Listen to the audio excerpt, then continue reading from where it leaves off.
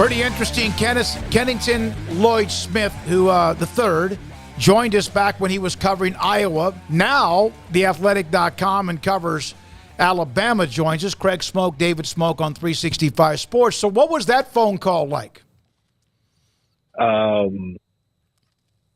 Indescribable.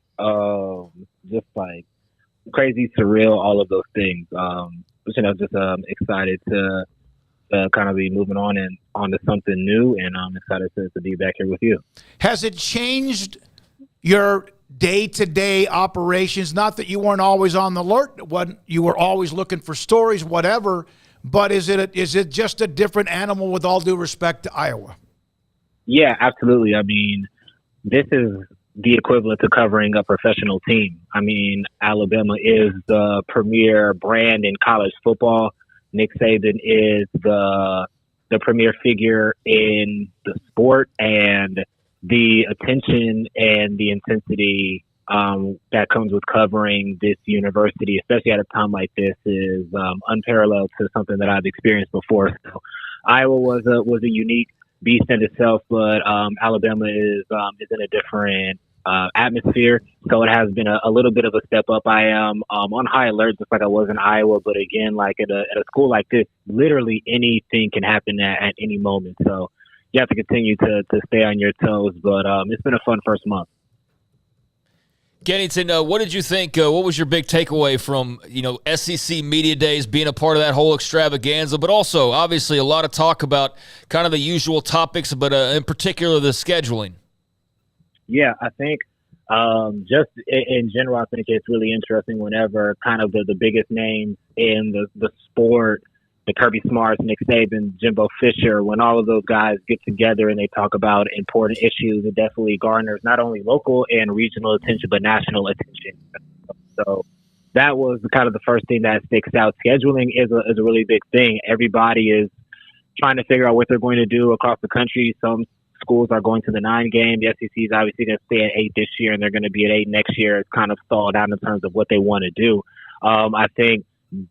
I think Greg Burns said it best, Alabama's athletic director, when he said at this point they don't have enough information to make a decision about how 9 games versus 8 is going to affect the conference, the college football playoff, all of those things. So it definitely is something that's still ongoing. It feels like them going to the 8-game format of 2024 is kind of patchwork to figure out what they want to do in the long term. But, Kirby Smart's kind of annoyed by the conversation. I know Nick Saban has his own feelings as well, especially on the permanent opponent side, but this is a conversation that isn't going anywhere anytime soon. Yeah, is it almost like they want to go to 9 and yet they're worried about the repercussions of maybe rivalries, or is it just money of non-conference games? They're going to have 80, 90, 100,000 people in their stadium? Yeah, I think it's a mixture of both. When you're talking about the money, the way that it's been described to me is there was a number that was negotiated between the SEC and ESPN for an 8-game schedule. Well, if you add another conference game, that could be Georgia, Alabama. That is worth some money outside of what was previously negotiated. So, when Texas, Oklahoma comes into the conference, that extra 9th game could be Texas, Georgia, could be Oklahoma, Florida, Oklahoma, LSU. So how are those things going to play into the money side?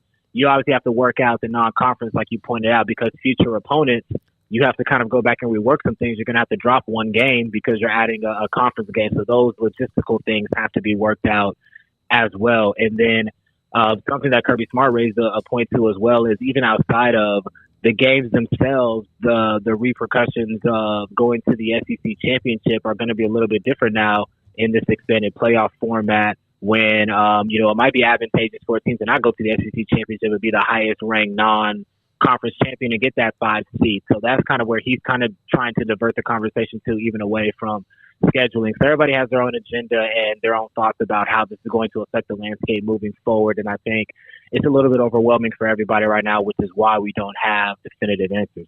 As for the team itself, Kennington, would you say the quarterback competition is clearing itself up at all, or is it still a mystery as to who takes those first snaps? Obviously, got Buckner in there joining Simpson and Jalen Milroe, and I know that I think it was Feinbaum had the comments that were out there about Milroe possibly separating himself, but would you say that's the big question mark right now, and how much of a question does that remain?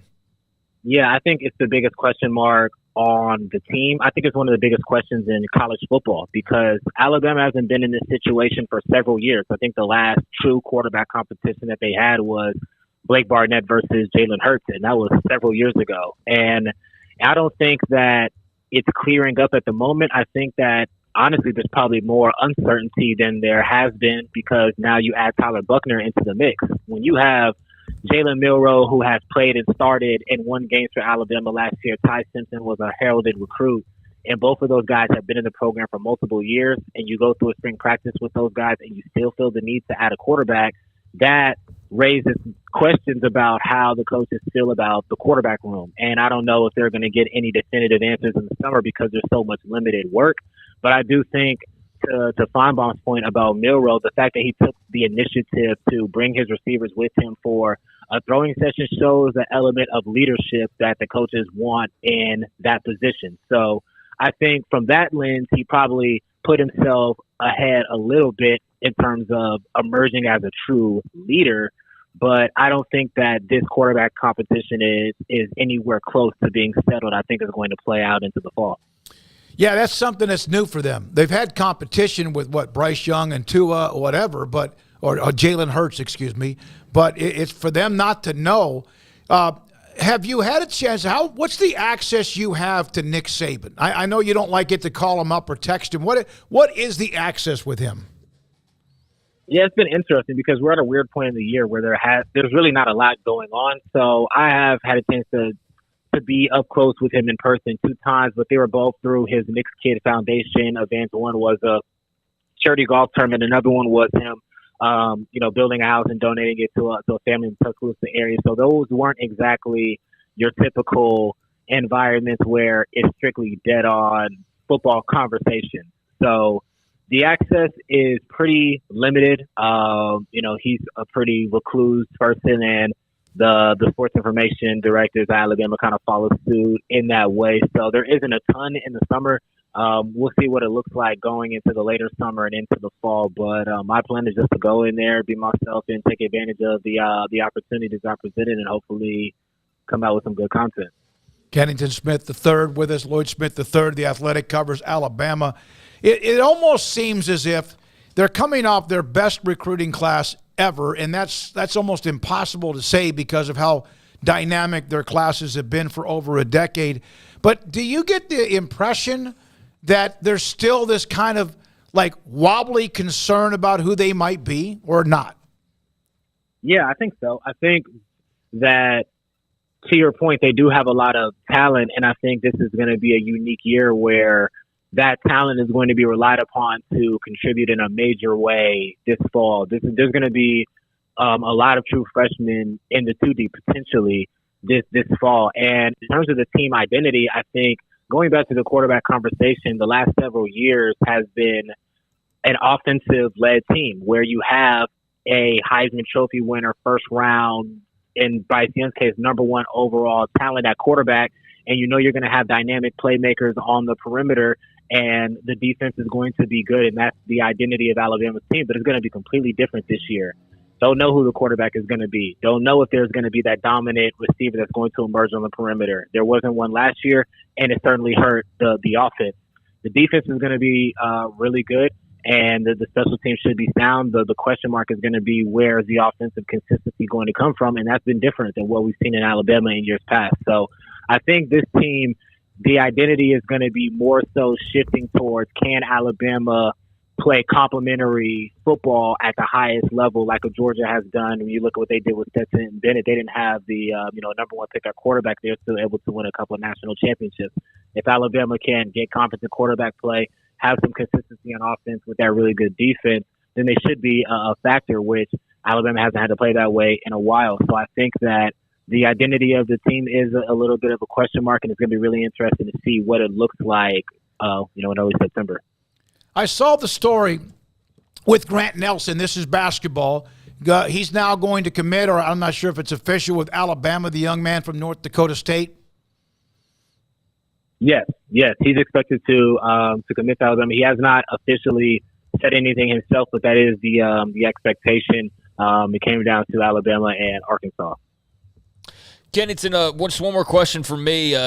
What was it like covering the Super Regionals? I know Bama falls short, but then turn right around and announce their brand new head coach. Obviously, a turbulent year with some unexpected adversity, I guess you could say. But just your thoughts on how they, pushed through that, where they got, and now where maybe they're headed.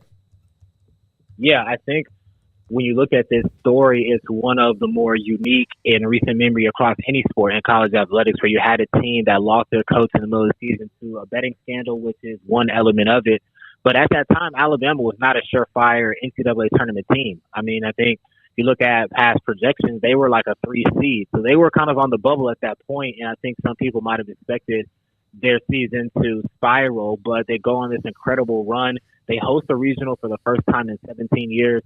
Then they go on to their first Super Regional since 2010. So a pretty incredible story of a team that kind of banded together under their interim coach, Jason Jackson, and made it as far as they did. They ran to an absolute buzzsaw in Wake Forest, and you saw the type of talent, what type of team that they have. But I don't think people out here are holding their heads at all about what Alabama baseball has accomplished this year. And in terms of their new coach, Rob Vaughn, somebody who's young, he's in his mid-30s, and he won at a place where it's not easy to win in baseball in Maryland, in a conference that nationally does not command the same level of respect as the SEC does. So he was able to go to a place, limited resources, and win a lot there and take that team to, the NCAA tournament 3 years in a row. So he's going to come down to Alabama in a conference where baseball is very important. So step up for him, but I think that he's somebody who is prepared for the opportunity, and I think Alabama fans should be excited about what he's going to bring to the table.